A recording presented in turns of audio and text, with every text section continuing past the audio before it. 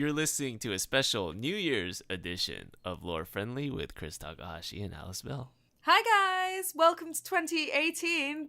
We don't know if the world's ended yet because we're technically recording this in 2017 because I'm planning on being really hungover on Monday. No, don't tell them how the soup is made. I'm planning on being very hungover on Monday. It's 2018 right now. I'm looking at the corner of my desktop, which has the date, and it says 1/1/2018. Did you just set it forward so that you could be a boss on a game? No. MGS reference. Ew. I just lied. That's what I did. Okay. It's a lot simpler. Like, changing the date would have actually taken work. Would it though? It's literally going in and changing the time and date settings. Yeah, but then you have to, remove the auto update. That's a thing? Yeah, because if you're connected to the internet, it will automatically sync the time. Well, somebody should tell that to my phone because it's been 2 minutes off for the past year. You didn't change the settings properly. I don't know. Or maybe the phone is right and everything else is wrong. I am pretty inept. Speaking of which, you just made a self-deprecating joke. Right? Yes, I did. So, we're playing a drinking game for New Year's. In the grand tradition of New Year's, we're planning on getting totally fucking wasted. Well, I'm planning on getting totally fucking wasted. I don't know if Kris has actually got a drink with him.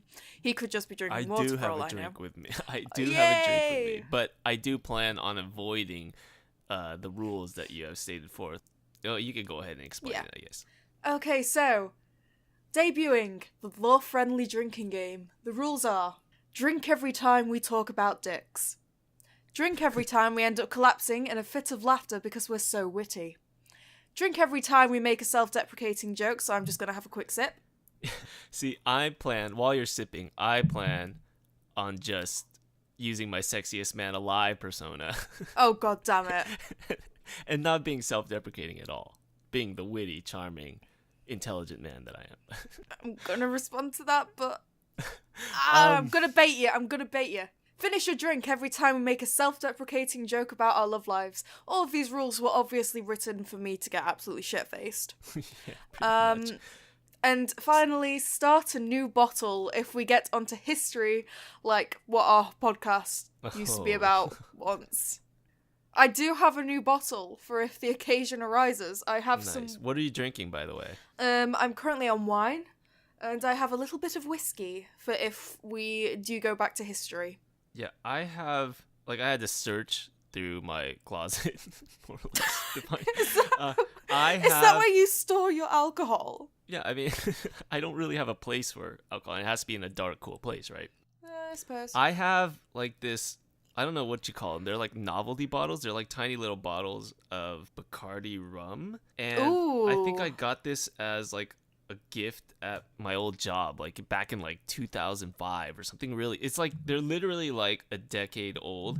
Oh god damn, Kris, that's a finely aged vintage right there. That's gonna taste awful. Yeah, hard liquor doesn't work that way. It just gets worse, right? Over time. Yeah, but I had to look up and make sure that this wasn't poisonous before before I started this game, because it could very well be toxic, but apparently old alcohol just loses its flavor and color. It doesn't actually That actually sounds great, because I don't actually like the flavor of alcohol. Yeah, no, it loses the good flavor, and you get more of the rubbing alcohol type flavor or something like that. It all the natural flavor compounds break down, and all that's left is the hard alcohol. It's just you're basically drinking rubbing alcohol, more or less. Do you have experience of drinking rubbing alcohol? No. But you can imagine what drinking rubbing alcohol tastes like, right? So this bottle is it tastes like sealed. tequila. So I'm gonna crack it open, and I don't have to drink yet because I haven't made a self-deprecating joke or yet. What was the other one? What was the other rule? Fit of laughter, talk about dicks, joke about love lives. I'm not breaking the history rule, that's for sure. Or the love life joke. Are you sure? I was going to say because I have no love life, but then that would check. No, that counts. You did it. Drink. All right. No, finish your drink. Oh my god, that's awful. It is like rubbing alcohol. Holy crap. If I die, if you hear a loud thump in the middle of the podcast, that's just me dying from alcohol poisoning. Oh fuck, Kris, I broke a rule. I laughed. I'll let you slide on that one. Because I don't want you to die either. So Oh dear. This is going to be a fun episode. Yeah, in addition to being a New Year's episode, it's also our 51st podcast. I mean, normally people celebrate the 50th podcast, but since we kind of forgot. Yeah, who wants to celebrate the 50th? We're rebels. We go against the grain, you know. So we're gonna celebrate our 51st episode because honestly, we could have stopped at 50. Yeah, we're just original like that. We're just, breaking the mold. Too cool for fucking school. Yeah, 51. That's the new, silver anniversary or whatever. Silver Jubilee. Is 50 silver? What is 50? No, 50's gold. Gold?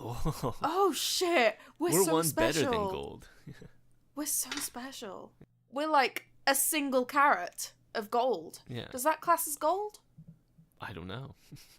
I don't know how gold is graded. I just know that you have 24 carat, and that's a thing. And I think that's a good thing. Yeah. It's something about the ratio of gold to tin or something. Sure, why not? So how many parts gold it is to how many parts tin or whatever. I know no shit. Idea. Yeah, we're both incredibly intelligent and know everything about gold, so don't even look that up. Don't even Google that. You know what I'm doing to add an extra level of challenge to this drinking game? And what's that? I'm currently dressed as a duck. Oh. And I currently have my little paws on, which means that I can't actually hold my glass properly. Oh. So I am dressed It's as a a challenge duck. within a challenge. It's Exactly. Basically, we're playing Survivor, but I like to challenge myself, Chris. the one thing I was thinking was maybe we should have waited to 52 because 52 is the number of weeks in a year. I think that sounds like a special number for a podcast. Wouldn't 52 mean more than 50? That would imply yes, that we'd recorded all of these in a year, which we haven't, Chris. When did we start our podcast? 2014? 2014 or 13, Yeah. I'm not sure. I think it was 2014, because you didn't like me in 2013. What? Why would I not like you? Because what did you do? I can't say because that goes into self-deprecating territory. Oh, that's true. That's true. No, you have to make up an excuse that makes you sound better. You can't be self-deprecating. You have to be self-elevating.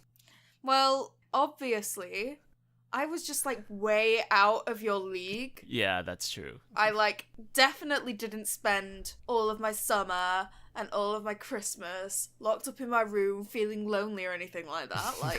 Who does that? Certainly not you. Definitely not spending all of my time avoiding doing recording or anything. No. See, there you go. You got it. There we go. I've got it. You're not going to drink at all. You say that, I just took a sip anyway. So. I know I did too. It's a nice wine. It's a terrible rum. It's just a natural habit. If there's a drink, to just grab it and sip it. And then Yeah. it was halfway down my throat when I realized that I was drinking fire again. So yeah, 51st episode, cause for celebration. But it's also a New Year's episode. So Yes. do you want to talk about any kind of New Year's resolutions, or are we talking about last year? Do we want to look back before we look forward, or what's the deal here? What are we talking about? Let's find out what happened in 2017 in the realms of gaming and weird news before we look forward to the future. Press F for F 2017. to pay respects to 2017. F isn't a hotkey, is it? It's not gonna shut down my Audacity or anything, is it? No, I probably don't press F just in case. Okay. Okay, so my favourite news story of the year is woman took her dog to furry convention thinking it was for pets. Wait, what? When animal lover Cheryl Wassus discovered there was a furry convention taking place near her home in Detroit, and that it was raising money for Pets for Vets, a charity she was actively involved in, she decided to go along, taking her Bernese mountain dog, Link. Okay, fairy. Furries. Furries. As in people Furries. who dress up as dogs and rabbits. I was so confused because I drank that fucking fire alcohol right there. But it hit you hard. this is where my mind went. I thought you were talking about ferries, you ride the ferry, to Staten Island or whatever, like a boat. I thought you were saying fairies. And I was like, I thought you hadn't seen Bright. No, see, that's where my mind went second. First, I thought you meant Ferry, And I'm like, Yeah. well, what's a ferry convention? What's a boat convention? That's like not even funny. Then I thought you meant fairy as in like, Elder Scrolls, like a fantasy fairy or something, or like Zelda fairy. Yeah. But you meant furry. Okay. Yes, furry, as in people who dress up as anthropomorphic dogs. Okay. So she took her dog there to do a speech at this furry convention. She said it was actually quite nice. Everyone was very accepting of her and her dog. She was just a little bit confused, Yeah. Were people dressed up as ducks? Not from what I can see from the photos, no. Mm. And technically a duck wouldn't be a furry, it'd be a feathery. Yes, God. That's true. It's still kind of soft, and that's their thing, right? They like the tactile sensation of it. I don't know, Chris. I'm not really big into the furry community, funnily enough. Okay. Although I feel like dragons fall under that umbrella as well, so who knows? Dragons? Yeah, I can remember seeing a lot of stuff about dragonkin in my early internet days. No, dragons are they're reptiles, so they're scaly. Yeah, and but it's apparently rough. they fall under the category of furry. No. See, now I'm misunderstanding the whole point of furries, because I thought it was something like a tactile thing where you cuddle and it's soft and stuff like that. But dragons, I imagine if you cuddle the dragon, you would end up with cuts all over your body in the morning. Well, I've held a snake before, and snakes are quite soft. That's true. And but a dragon doesn't have scales like a snake, does it? it might. Depends on which kind of fantasy dragon you're talking about. No, if you're wearing dragon armor, dragon... Oh, I guess it's dragon bone, huh?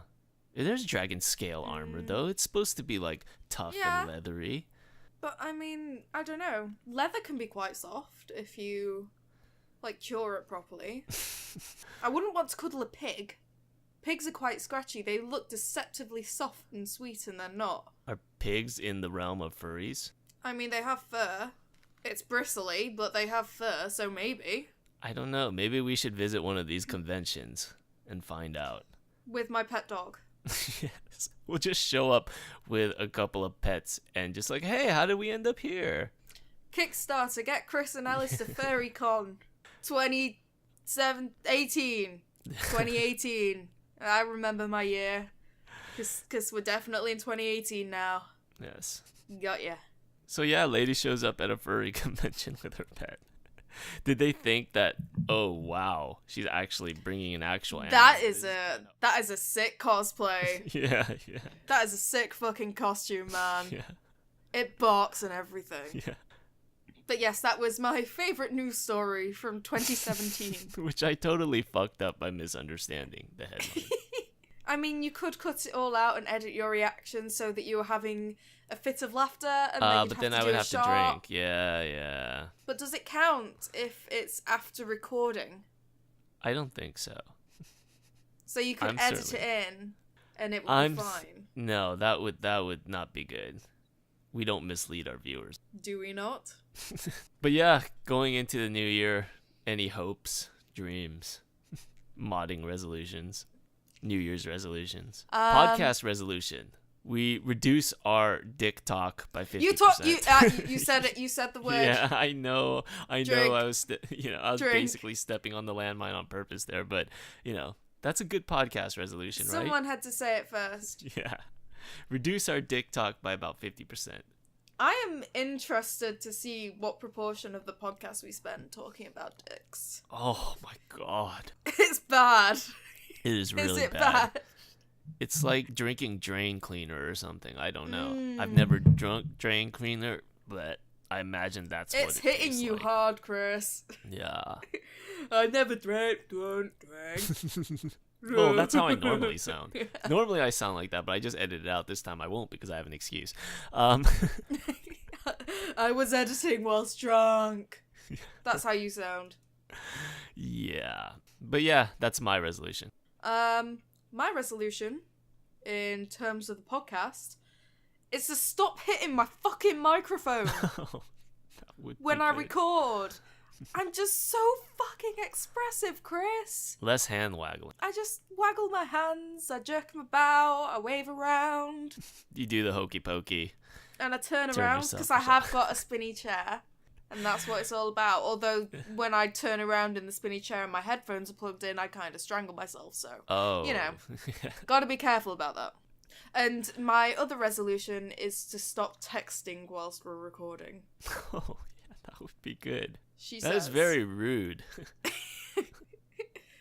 I can't help it. I'm organising my New Year's Eve plans. I think we talked about this before, but do you text on dates? No, I don't. I wait until they go to the toilet, and then I text everybody to let them know that I'm alive, because going on a Tinder date is very, very dangerous for a young, gentle woman like myself. You just gotta go to a public place. Yeah, we have talked about this before, but yeah. Go back to insert episode number here, to find out what we had to say on this topic. Episode not 51. I have a feeling it's 48. Yeah. Go check out 48 and tell us if it's in that episode. Or you could tell us what the episode is, and if you're right, you get a free copy of Assassin's Creed. Yes! Well done, Chris. There we go, because we forgot to plan a question. Yeah, I did get a new copy of Assassin's Creed. Another thing we should thank is our Patreon donors for last year, because thanks to Patreon donors, I was able to buy more mics, and hopefully that will make the mods better. Like settlers from the Commonwealth. We have more settlers, more variation in voices. Thanks to Patreon donors, I was able to replace my microphone that Chris bought me 3 years ago. Oh, nice. My new little baby. And I was able to not starve this year, so thanks, guys. It's amazing how far a couple of extra quid a month can go. Seriously, so thank you so much. I like being able to live. Is it the exact same copy as your previous baby? It is the exact same one, only it's in steel grey instead of silver. Oh. Because the steel grey one was cheaper. Yeah, that's and it not looks the exact nicer same. in my room, because I have grey bed sheets, so it goes a little bit better. So it's not exactly the same, kind of like a fake Bill Potts even. Oh. So speaking of duplicates, Doctor Who Xmas Special. So, 2 out of 3 of the Christmas specials of Doctor Who have been some of Capaldi's best episodes. We don't talk about last year's. What was last year's? Superheroes. See, I don't even remember it. It's that forgettable, see? Yeah. Well, I have a hard time remembering because they had some callbacks in this episode, and like I didn't even realize they were from Capaldi's season. Like that's how much I forgot things. I didn't even remember he had that sort of hair. I went back to like an earlier episode, like the one that they referenced, and I started watching. I'm like, I've never seen this before. Oh my god, who's that? Oh, it's Peter Capaldi with short hair. But anyways, what'd you think of this episode? I've got to talk about David Bradley, right? Yeah, so we start, he's in the process of like denying his regeneration. Well, I guess before that, they kind of like segued it by showing the original scene where he was about to regenerate. Fantastic. Yeah, and then they kind of seamlessly went from the black and white to the HD, and I thought that was really nice. Even though I've never seen the original, yeah, I could feel like the connection between the two and how it was pretty seamless. So. It was also a really good way of just establishing, yeah, guys, First Doctor, here you go, just in case, here you remember, here you go. Yeah. And this is where it happened in the timeline, right? Yeah. So I am so happy that they brought David Bradley back to play the First Doctor. He was the absolute best thing about the 50th anniversary celebrations. Are we sure that was David Bradley and it wasn't Arya Stark wearing David Bradley face? Are we sure? Or maybe it was Arya wearing a Walder Frey suit, wearing a Doctor suit? Like, it could be an Inception thing. Like, we don't know how far it goes you now. Dick! I hate you. Drink. You absolute dick. You have to drink now, right? I did. Okay. Way ahead of you. Okay.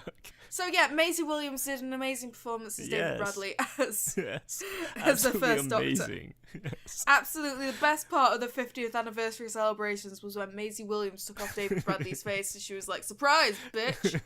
Bet you thought you'd seen the last of me." Yeah. Oh shit! She actually has like a role in Doctor Who now. A shielder. Or whatever. So me took off the First Doctor's face, and she was like, "Yo, Surprise, bitch. It's me and Clara. Yo.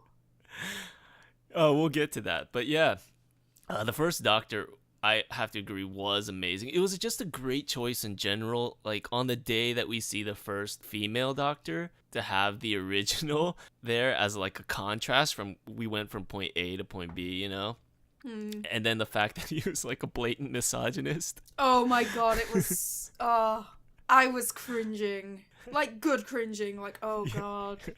Oh boy. It was... Yeah.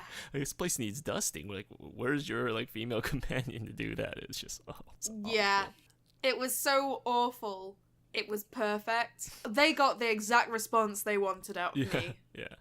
I was laughing and I was cringing at the same time. Yeah, it was Which bad. I feel like is exactly what they wanted out of us. And then the fact that they brought Bill back created even more of that. Like, he was, they had that part where he's like, have you know I had sex with a woman? Like, he didn't say it that literally, but he's like, I know the fairer sex. And then Bill's like, yeah, me too. And he's like gasping and shit because like he's like, oh my god, a lesbian. Lesbians? Gay ladies? Who's ever heard of such a concept? And then like the army guy too, because he was from an earlier period as well, and they were sort of like, yeah, they were sort of like broing it up, like, you know, it's just yeah, it was great. Team misogyny. Yeah. Yeah. Yeah, I mean, at the same time, it's really cringy, especially in this environment, you know. Yeah. But yeah, it did it in a way that was funny and just, you know, light. Yeah, it wasn't just the way that it was delivered and the way that they backed it up with the music and things. I feel like really took any of the sting out of the comments, and the fact that Capaldi and Bill reacted the way that we were reacting. Yeah. And they're the characters that we're meant to identify with more than the other two. Yeah, it would have been bad if they brought on the dramatic music or something. Yeah. If they had like John Williams soundtrack his misogynist comments, that would have been bad. But yeah, they put in like the funny music when he talks, and then like the heartfelt music when Capaldi's making his speech and shit. So speaking of the music, maybe this is just me showing my super fandomness, but I noticed that they played the Bad Wolf theme from like Christopher Eccleston and David Tennant's and Rose's days. They played Rose's song as well. I think they played Donna's song, and then they also played Clara and Billy's song. See, that's the thing, like, if I heard that music right now, I wouldn't be able to tell the difference between that music and the music in like an Assassin's Creed game or something, because none of that music hits me.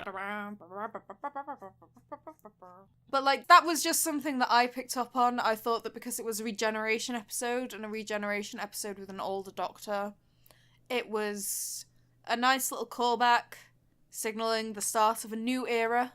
Yeah. Which is always very nice. I like that. Plus, they showed all the other Doctors. Was it the scene that they played the music? I don't know. No, it was just, like, scattered throughout the episode. It was quite bizarre. Me and my friend were sat watching it, and we just kind of, like, looked to each other, and we're like, hang on. Yeah.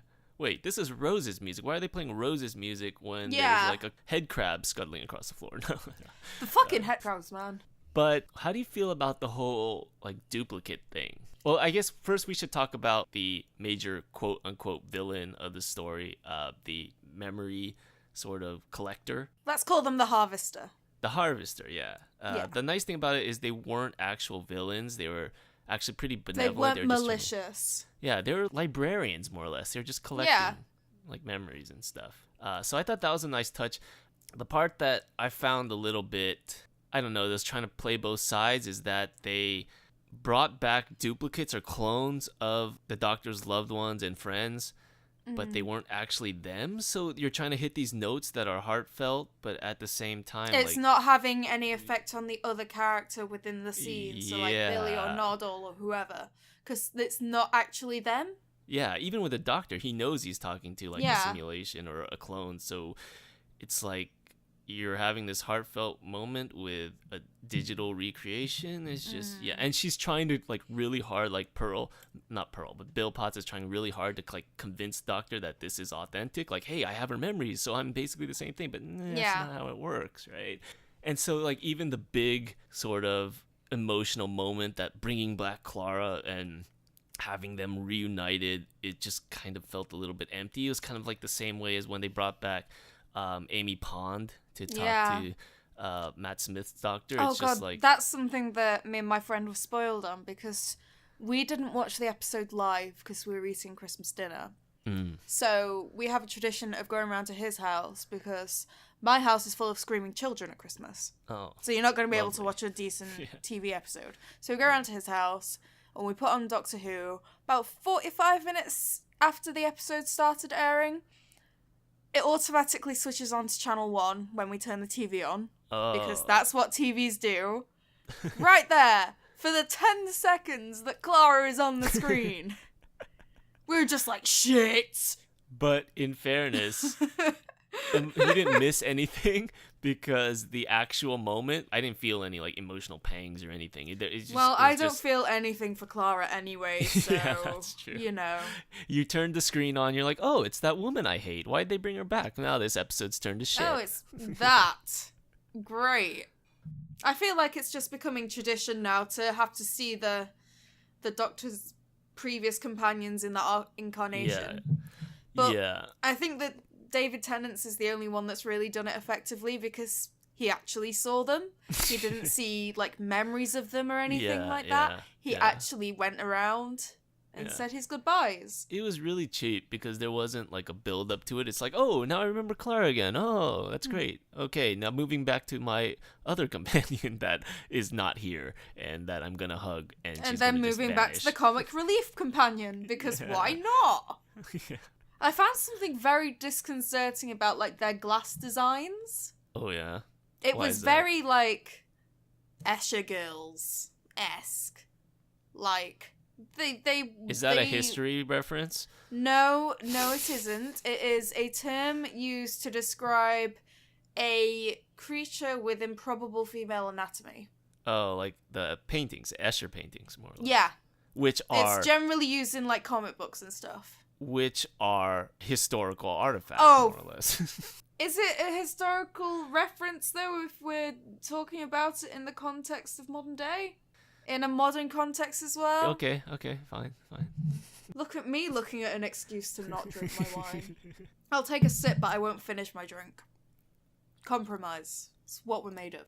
I don't know. I thought it was fitting in that because they're amorphous blobs who can turn into anything. I thought the whole scene where they're talking about how the face is asymmetrical, I thought that was cool in that they gave the first Doctor like his time to shine. Oh yeah, I thought that was really nice. But I thought it was a little bit weird because if they're asymmetrical, then it kind of takes away from the fact that they're amorphous blobs, that they can be anyone, right? Shouldn't they just have like just the blank neutral face and then... But I guess she was patterned after the creator, right? Yeah. So it makes sense in that sense, but like on a metaphorical level, it didn't make sense. I don't know. I was just disturbed by the boobs. That's what I'm trying to say. But they were her boobs, right? I mean... I don't... I've never seen boobs that look quite like that, you know? See, now you're just trashing the actor. I They were mean, her boobs. the scientist could have had the most fantastic boobs ever, but... Oh, it was the glass effect? Yeah, the glass effect, the CGI... I think the CGI effect might have thrown me off a little bit because... Yeah. It did look cheap. Especially 5 billion years into the future. I mean, come on. You have a time Yeah, traveling come on, device, but guys. you couldn't fix the default mannequin look? I mean, come on. Get your on. priorities straight. Sort it out, guys. Come on. What are you playing at? But yeah, I thought that was... I don't know. It didn't really make sense to me in that regard. I get that they're trying to have it both ways. They don't want to like ruin Bill's story by actually bringing her back, right? Because it kind of ended on the note it needed to end. Same with Clara's, right? I mean, they had kind of similar endings where they went off and had adventures of their own. But yeah, when you do that, I don't know, it makes the kind of reunion ring hollow because they're not the same person. And yeah. Like if something has your memories, it's not you. I mean, this is the whole Star Trek thing where they talk about the transporters, and if they copy your like biological makeup and then paste you somewhere else, it's not the same person. Also, an issue discussed in the 2015 video game Soma, and hinted at in Blade Runner, if I remember Blade Runner correctly, which I Yeah. probably don't. I think the only way that you can like transfer yourself somewhere else, I mean, this is kind of going off topic, but this is not a historical reference, by the way. It's God the same damn it. as your Escher thing.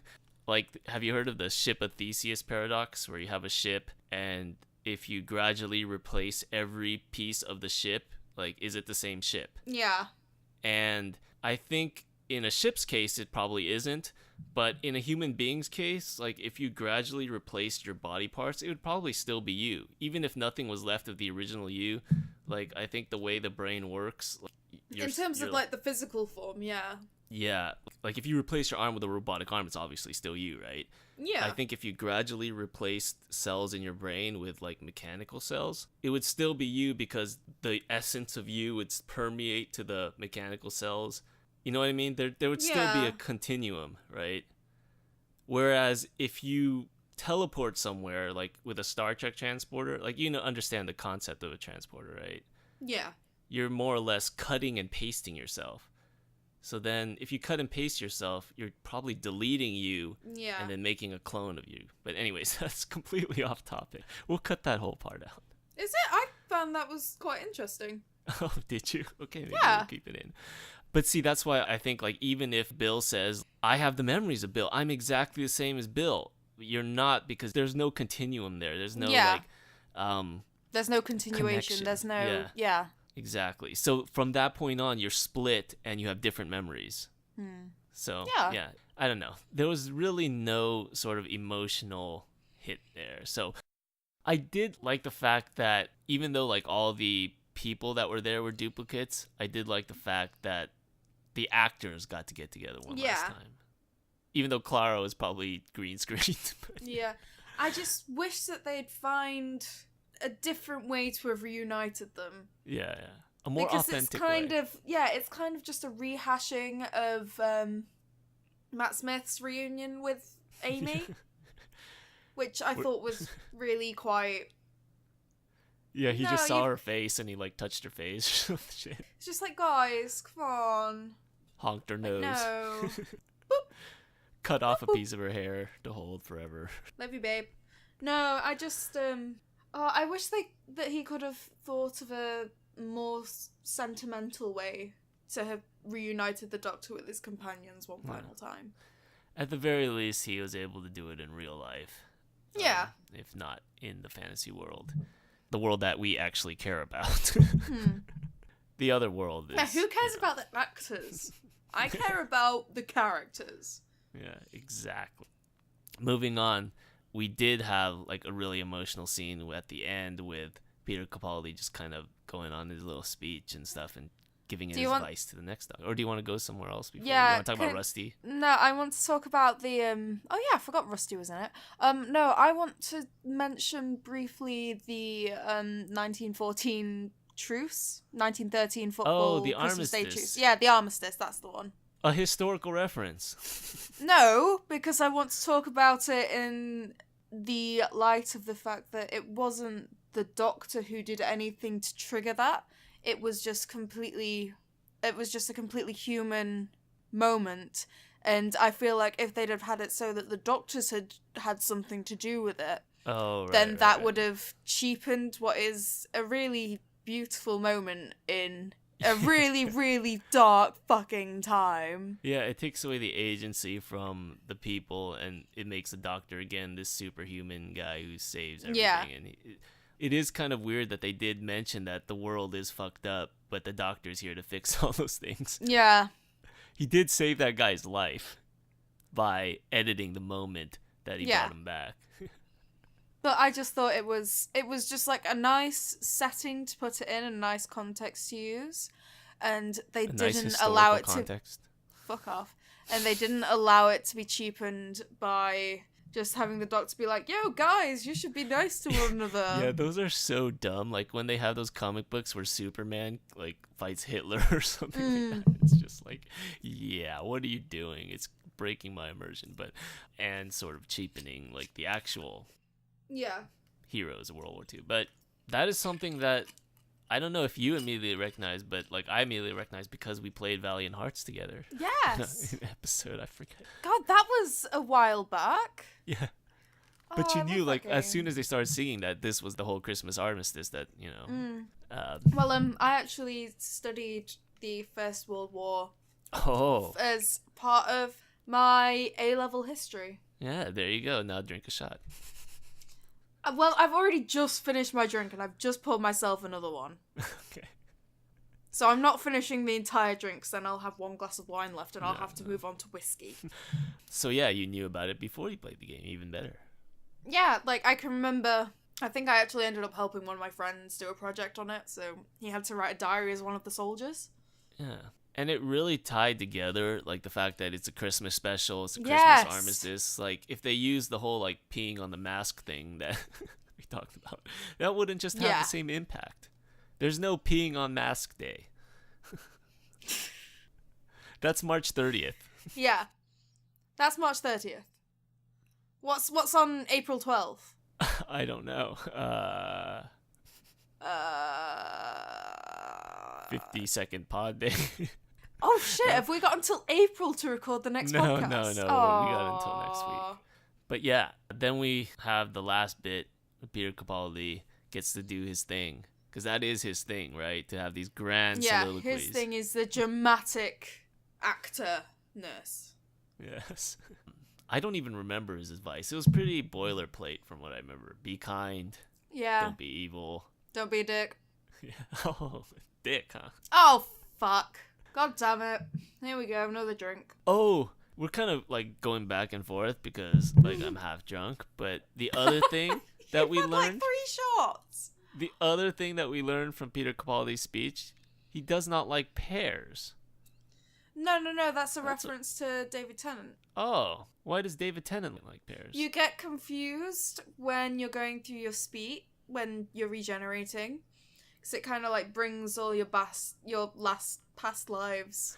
Okay, Here so we why go. does David Tennant not like pears? It was just an Easter egg in the episode, not Blink, in the Family of Blood and Human Nature, which is the one where he becomes John Smith in like a 1940. Oh! So it's a school just before World War One, where the Family of Blood and Human Nature takes place. And in that, David Tennant records a message to Martha Jones, just like giving a list of instructions of things not to do. And she like fast forwards it, and you can go and see an unfast forwarded version, and they basically just got David Tennant to improvise for 10 minutes so that they had stuff that they could fast forward through. And he's like, don't let me eat pears, I hate pears. And that is like a nice little Easter egg that people picked up on. Ah. And that's actually a really clever Easter egg because of It the is. setting. Oh shit, I've only just realised that. But why pears? I don't know. He was improvising. Yeah. What the hell does David Tennant have against pears? I don't like pears. Really? Yeah. Asian pears are better than regular pears. I've never had an Asian pear. Like, regular pears are just a fruit. It's not like something that you go out of your way to eat, but I don't know. You say that like I don't get through 2 kilograms of apples a week. Well, pears are just pears. They're a fruit. Like, there's things that people are passionate about, like, say, Marmite, where it's like a really polarizing food, and there's people who love it and people who hate it. But pears are just pears. I mean, they're just very neutral food. I always imagine that they just taste like really bland apples. I don't think I've ever eaten a pear properly. Okay. I've never had the urge. I don't remember the taste of a pear, so I'm finding that hard to remember, but... You know when you have an apple that's kind of like soft? Not like bruised soft, but kind of just dry. Yeah. That's how I imagine pears to taste. Well, see, that's why you would like Asian pears. Asian pears are crisper. Like, you get a nice, good taste, but it's also crisp in the way an apple is crisp. So you should try an Asian pear. Yeah, those are good. Well, I'm gonna have to find Everything one. is better than Asian because, like, once again, I am the sexiest man alive on this episode. I am not. I mean, you are the self-deprecating at sexiest all. man alive on this episode because That's true. I am unfortunately lacking in that department. You just need to regenerate. But Speaking of which, Peter Capaldi regenerated. Da da da da. into the first woman doctor. She has a Yorkshire accent. Yeah. I didn't understand what she was saying. I had to look up the subtitles online. She has a Yorkshire accent. She is a woman doctor. I would like to announce for the first time on this podcast that I am officially playing the 13th Doctor. Is it the 13th? It's the 13th. I don't know. It was really cool. Oh. Yes. I am playing the 13th Doctor. I know, Chris, it's really cool that I managed to get this job without telling anybody, that I managed to keep it off of Twitter. Yes, and amazing. I know that I'm not actually blonde, but honestly, the ginger hair, it's just a wig. Yeah, it's just, that's acting. I am Jodie Whittaker. Yeah. That's my stage Wearing a name. wig is just method acting. Exactly. But, the real cool part was the ring falling off. I thought that was a really nice like visual. Like her hands are getting skinnier, and it's just the ring just flops on the floor. But yeah, that was really cool. The one part that was kind of like, I don't know, I don't want to say it ruined the speech for me, but because I was so wanting to see Jodie Whittaker, I was just, when Peter Capaldi was making that grand speech, I was like, come on, hurry up and change. Yeah, like, enough I just want already. To see Jodie. Yeah. Come on. God, hurry up and die already. I was saying that the entire... No, I wasn't saying that the entire episode. That would have been mean. Because I do think that Peter Capaldi is a fantastic actor. Yeah. And if he'd have been given better material, I would have enjoyed his run more. But, you know. It's like, yeah, we get it. Be nice. Save the world. Now die. Be a doctor. Something. Yeah, hurry up and die. And then, yeah, she looks in the reflection and she mumbles something incomprehensible. In a dead language I don't understand. I don't know what she said. I had to look it up. It was pretty Cockney. Blah blah blah. That's what it sounded like to me. It was bubbles. Cumbric. It was Yorkshire.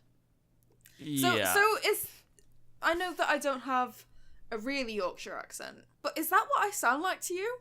Blah blah blah blah blah.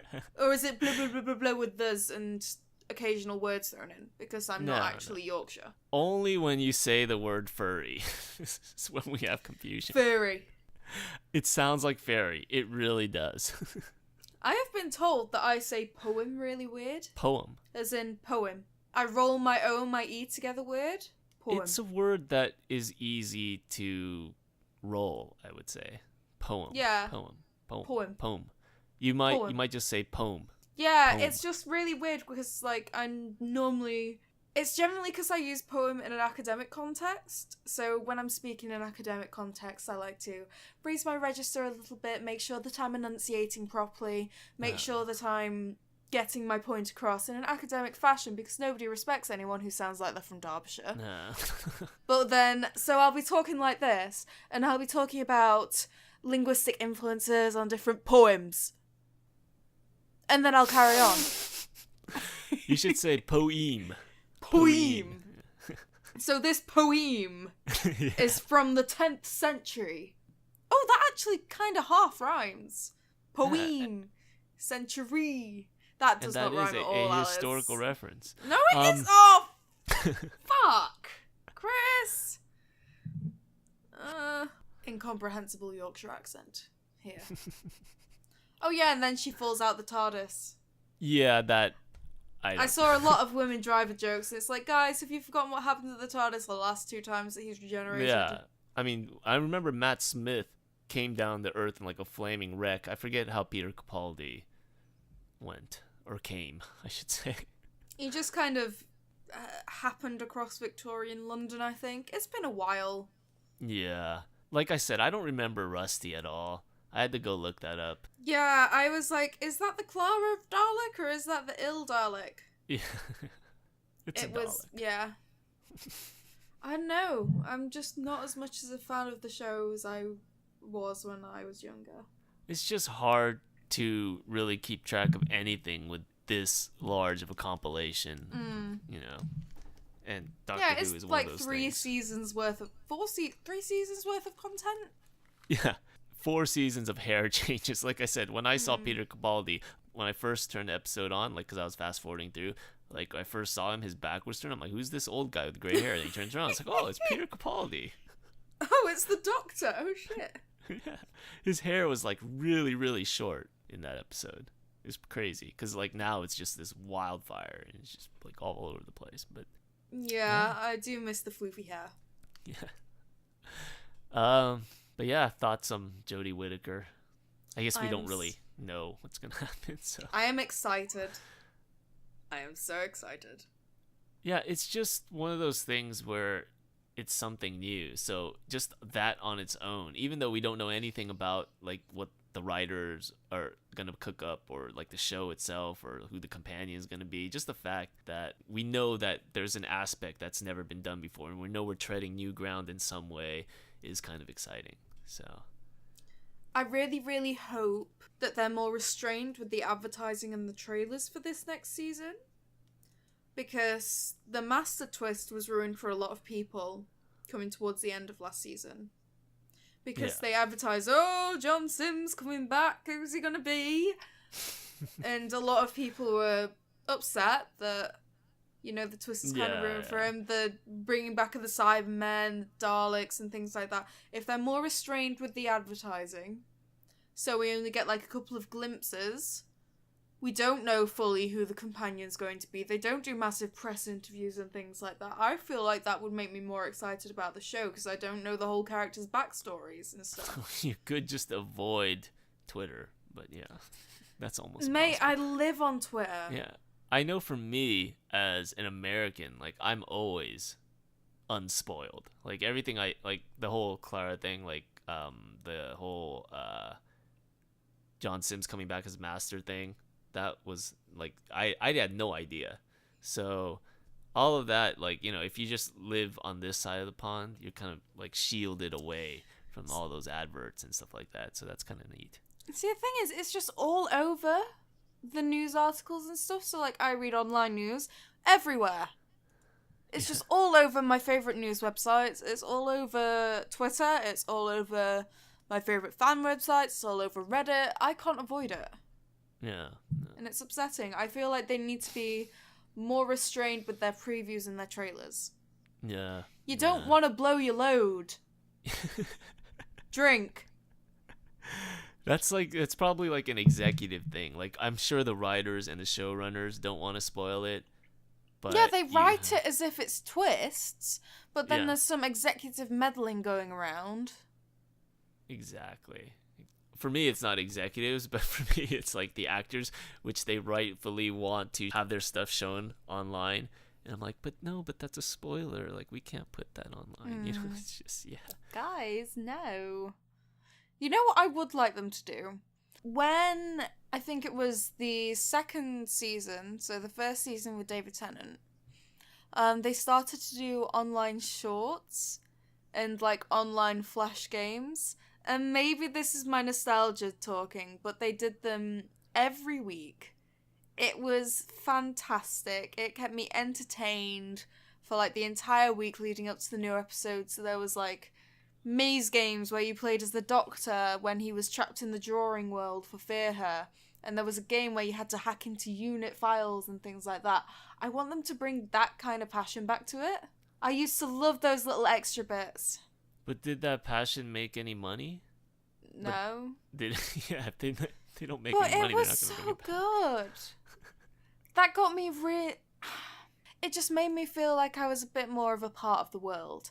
If you did used to play those BBC Flash games and watch the BBC extra shorts that were on the Doctor Who website, please let us know in the comments below. Yeah, but did you have to pay for those flash No. games? That's the thing. See, that's what they...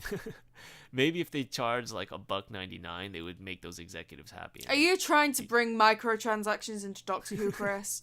Oh my god, I've just had a flashback to... do you have that thing in the US where you used to be able to play games on your TV via like a red button or teletext or something like that? It's possible that they had that, but I, like a proper kid, had a Nintendo. Fuck so I you. played the Nintendo. No, during Christmas one year, they used to have this thing with David Tennant. It was a special shot, so you press the red button, and you go on this adventure with the Doctor where you have to save Christmas from, like, these shapeshifters. And you had to make choices, and you had to solve puzzles, and that was the best thing.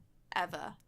I Really? can't remember what it's called, but I used to love it. I played it like 4 or 5 times on the red button, and then it got moved over to... This sounds like something that was before my time. Like before we had proper video games, that they would play these games using the remote on their TV. No, this kind of thing was like all the range. It was fantastic. In 1962, maybe. You've got me rumbled, man. I'm actually a 70-year-old cat lady. True. Instead of a 22-year-old student. And kind of misogynist until your 5th regeneration. Uh-huh. Make it more like 7th or 8th. Yeah. There you go. You know, the 70s was still a pretty rough time, you know what I mean? Have you not seen Ashes to Ashes? I have not, because I was born after that. Anyways, we've hit an hour almost. Somehow. Yeah, just with our rambling. And we managed to stay sober, relatively. I don't know, I'm feeling it a bit, but I did have a glass of wine before we started recording. Oh, that's true. So... You were trying to lose this game. I was watching Bright. Oh, yeah. I thought it was alright. I don't want to talk about it, but I thought it was alright. I don't think it was as deserving of all the hate that it got.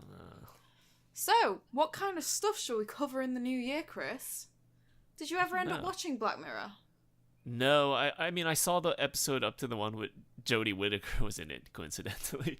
But I never got a chance to watch the rest.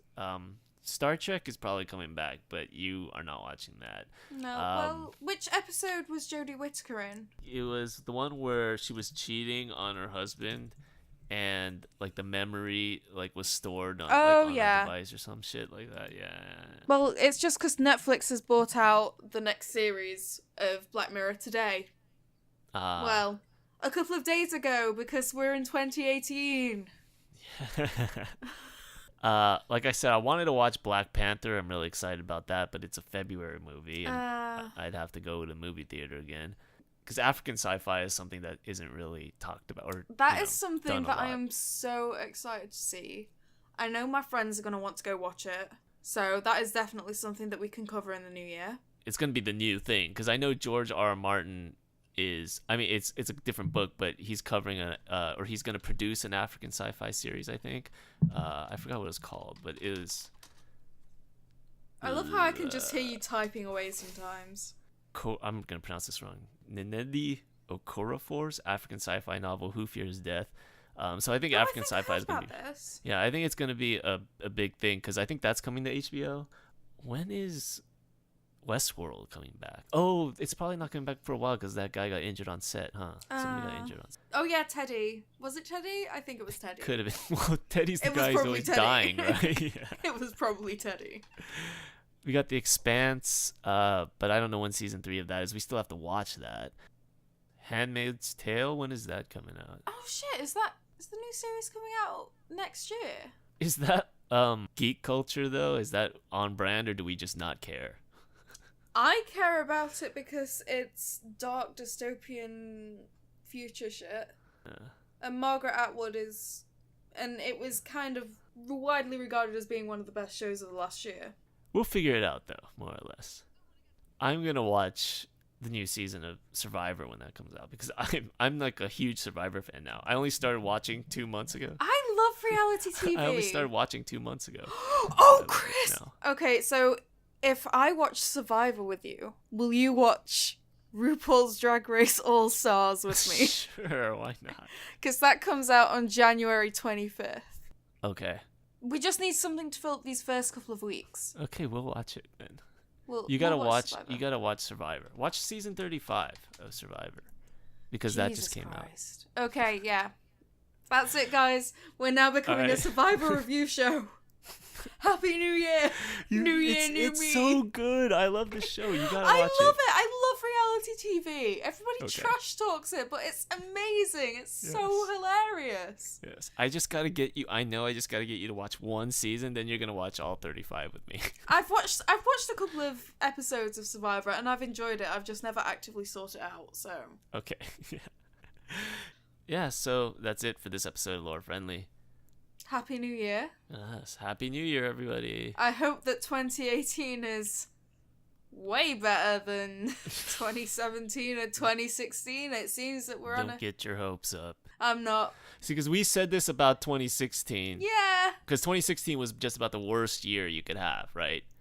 And then we thought, it could not get any worse than 2016. And then 2017 came out. I was like, oh, okay. We did not know what we were getting ourselves in for. Yeah, so I do not have my hopes up for 2018, not one bit. I am expecting the worst, and we'll hope for the best. If we expect for the worst, then who knows? If the world doesn't blow up, I'll be happy. Yeah. That's all I want from the next year, so guess we won't be seeing you in 2019 because now that I'm expecting the worst. There we go. Yeah. All right. That's it. Goodbye. Goodbye.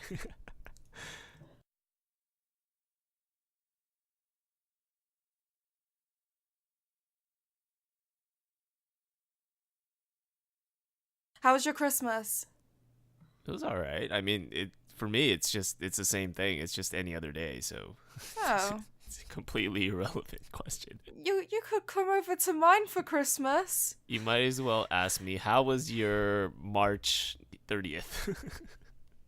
How was your April 14th? I imagine that your March 30th was banging because every day is a wonderful day in the life of Chris Takahashi. Yeah, pretty much. A bit repetitive, but good, I suppose. All out, all right. Yeah, slightly above okay. Well, I'm working on a Christmas present for you. Oh. Okay. It's slightly late. It might not be ready until February. It's a March 30th present, more or less. Yeah. You're gonna love it, I promise.